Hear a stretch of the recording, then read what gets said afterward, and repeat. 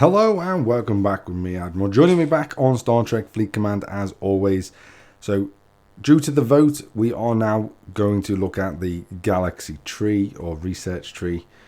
This one is quite a big tree, so I'm going to split it into two parts. So the first part we will discuss pretty much everything.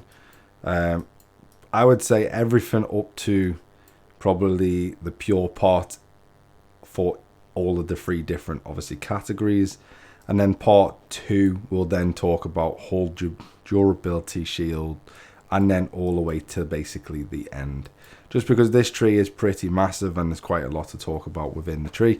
I also don't want to create a 30-minute long video because I know a lot of people don't have the time to watch a 30-minute long video, and so I'm going to basically try and split it into two 10-minute videos, or maybe just over 10 minutes per section, just so that it's a little bit more digestible for you out there.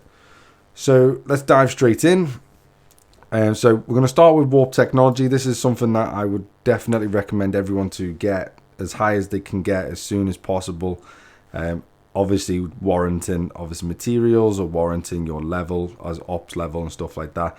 This is a very useful warp technology or warp thing to have, because it increases your warp for all of your ships by a considerable amount, all the way up to 75%. So again, as I always try and say, getting around the galaxy in a faster manner is much better overall. And then moving on from that, I would say the most important thing in the game, if you can afford to buy it, or alternatively you can get it for free. Go check out my free-to-play how to get the primes for free video. Again, I'll leave a thing in the top, that side, top over there somewhere for you to see. But this is the most important thing I would say in the game to get, as officers in this game are everything. But yeah, so you can either buy this in the store, and I believe it's about £90, obviously British pounds, or $100 or whatever it is in your currency. But yeah, this is incredibly powerful, but you can get it for free. Just check out the video. When it comes to the mining stuff around it, these are important. The top three are the most important.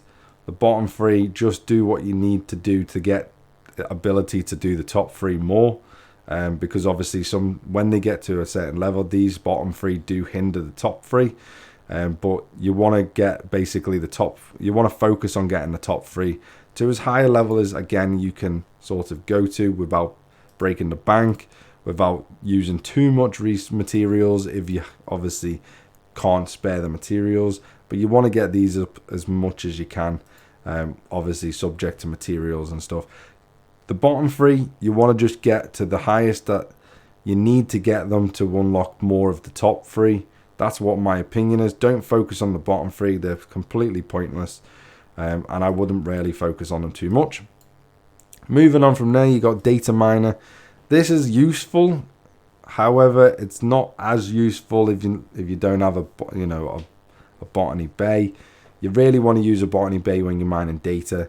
And when you use a botany bay mining data, you're going to mine it at a ridiculous speed anyway, especially if you have a tier 9 or maxed out botany bay. You're going to mine at incredibly high speeds anyway, probably over 1 million, I would say. I think I mine at something like 1.2 1.3 million, which I know is not the highest, but it's still pretty adequate. And to be honest, you don't really need this at all. You can put a few levels on like I have until it got expensive, and then I've just stopped. And I stopped because of the trip miner more than anything. Emergency defenses, I personally wouldn't waste your time too much unless you think it's going to help on a more hostile server. I've only got to level 2 due to research I needed later on. But I wouldn't waste too much time on this overall. And then you got then the Parsteel Hunters, Trit and the Hunters. The only reason they're at level 4/3 is because you need to get them to obviously do more mining stuff, and for later things as well. Again, these are all to their minimum requirements, because you're not going to be mining, or you're not going to be, the rewards you're going to get from hostiles, you're not going to rely on too much. So I wouldn't worry about these either, not really anyway. Then you come on to basically I would say these are some of the most important for this tree as well. You're going to come on to survey security. This is something that you definitely want to get maxed out. So this is the first one you definitely want to get maxed out. This is protected cargo for all survey ships, increased, and you get a bonus of 75% overall for maxed out. So do this, get it maxed out, get it to the highest level your ops can go. It's going to be helpful overall, and you're really going to want to get this as soon as possible. And then I've started working on survey repairs and survey repair costs, because obviously people do hit your survey ships.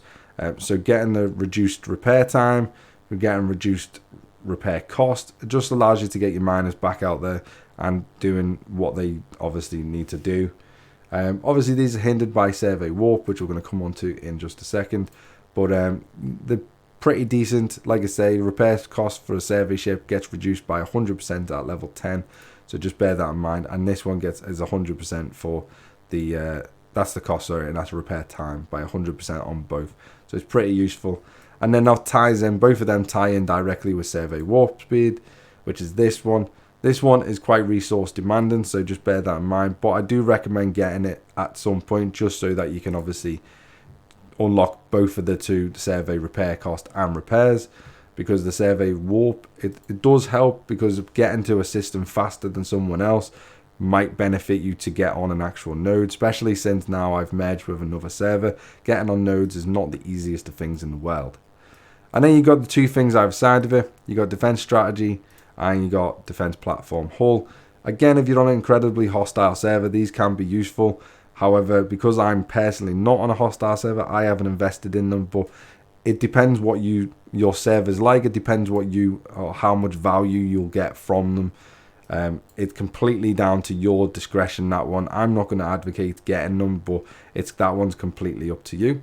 And then moving on from there, again, you're going to come to some incredibly powerful research, some useful research that you're going to definitely want to get at some point, and you're going to want to get it maxed out as soon as you can get it maxed out. And that's all the different regenerations.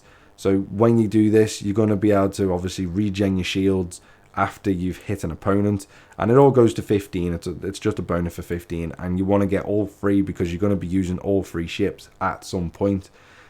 Obviously, what you want to try and do first, you want to try and max out the ships that you're using the most often. So, for example, I was using a battleship the most often because I was using the Augur or the Intrepid, for example. And I maxed out the battleship one. Then I maxed out the Interceptor because of the Vidar. And then I'm now finally finishing the Explorer one. And that's mainly due to the Franklin. As I obviously use the Franklin every single day as well. So that, again, is mainly due to that. Then you've got the Swarm research. All this is very, very useful. I would recommend getting all of it. I wouldn't rush to get any of this, but it is very useful. There is better research before this, so focus on the other things prior to this. But even when you can, if you don't have the materials saved up for one of these prior ones, and this one obviously costs less or doesn't cost anything at all in some cases.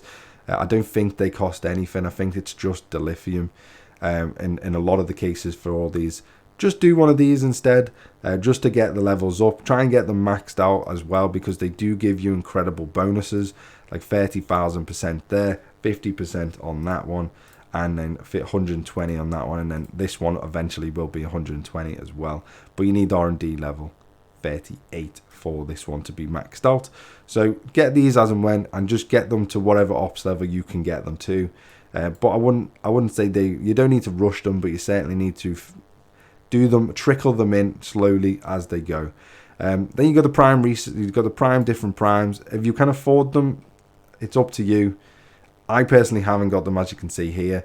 But all it allows you to do is obviously in the refinery, allows you for, instead of having a 2 chest on a 2 pull, essentially 2 pull chest pull, you'll get a 3 pull on the same amount of ore. So 12,000, I believe it is.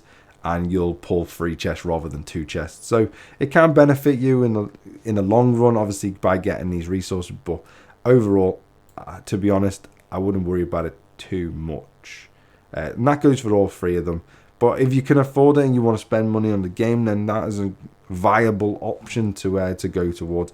But just bearing in mind, these are like £90 to £100 each.